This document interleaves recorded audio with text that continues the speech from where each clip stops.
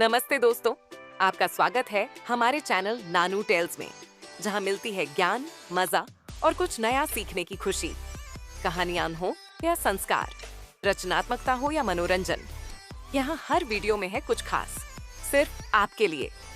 तो जुड़े रहिए, सीखिए और मुस्कुराइए, और हाँ, लाइक, शेयर और सब्सक्राइब करना मत भूलिए, ताकि आप कोई भी वीडियो मिस न करें।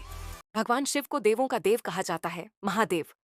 वो जितने सरल और दयालु हैं, उतने ही विनाशक भी जब अन्याय बढ़ जाए।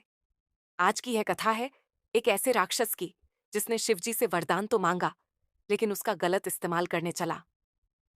भस्मासुर का तप। बहुत समय पहले की बात है। एक राक्षस था, भस्मासुर। वो बहुत शक्तिशाली बनना चाहता था। उसने सोचा, अगर मुझे शिवजी से वरदान मिल जाए कि मैं जिसे भी सिर पर हाथ रखूं वो भस्म हो जाए, तो मैं सबसे ताकतवर बन जाऊंगा। भस्मासुर ने घने जंगल में जाकर कठोर तप किया।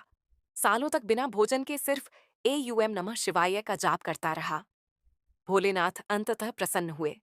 प्रकट होकर बोले, भस्मासुर, मैं तुम्हारी तपस्या से प्रसन्न हूं, मांग लो जो चाहो। भयानक वरदान। भस्मासुर बोला, हे महादेव, मुझे ऐसा वरदान दीजिए कि मैं जिसके सिर पर हाथ रखूं वह तुरंत भस्म हो जाए। शिवजी ने मुस्कुराकर कहा, तथास्तु। पर जैसे ही शिवजी जाने लगे, भस्मासुर जोर से हंस पड़ा और बोला, अब सबसे पहले मैं इस वरदान को तुम्हारे ऊपर आजमाऊंगा, महादेव। भोलेनाथ चौंक गए, लेकिन उन्होंने क्रोध नहीं किया। वे तुरंत वहां से अदृश्य होकर पर्वतों की ओर भागे। विष्णु का रूप मोहिनी शिवजी ने संकट में पड़कर भगवान विष्णु को पुकारा। विष्णु जी प्रकट हुए और सारी बात सुनकर बोले, चिंता मत कीजिए महादेव, अब उस मूर्ख राक्षस को मैं उसके ही जाल में फंसाता हूं। भगवान विष्णु ने एक अद्भुत रूप धारण किया, एक सुंदर मोहक स्त्री का, जिसे मोहिनी कहा जाता है।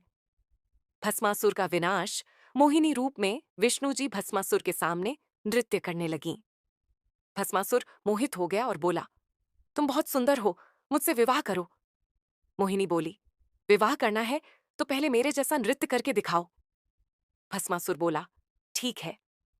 मोहिनी ने नाचते हुए हाथों को लहराया, गर्दन झुकाई और फिर एक हाथ सिर के ऊपर रखकर घूमने लगी।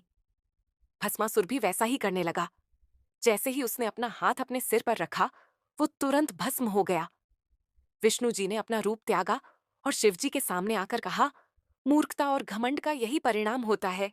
सीख शिवजी ने मुस्कुराकर हाथ जोड़ते हुए कहा, सच्चे ज्ञान के बिना शक्ति विनाश लाती है, और जो दूसरों का बुरा चाहता है वह पहले खुद ही मिटता है। तो बच्चों, इस कहानी से हमें ये सीख मिलती है कि बल के साथ विवेक जरूरी है। शक्ति का दुरुपयोग करने वाला कभी सफल नहीं होता। और सबसे बड़ी बात, भगवान हमें शक्ति तो दे सकते हैं, पर उसका सही उपयोग हमारी सोच पर निर्भर करता है।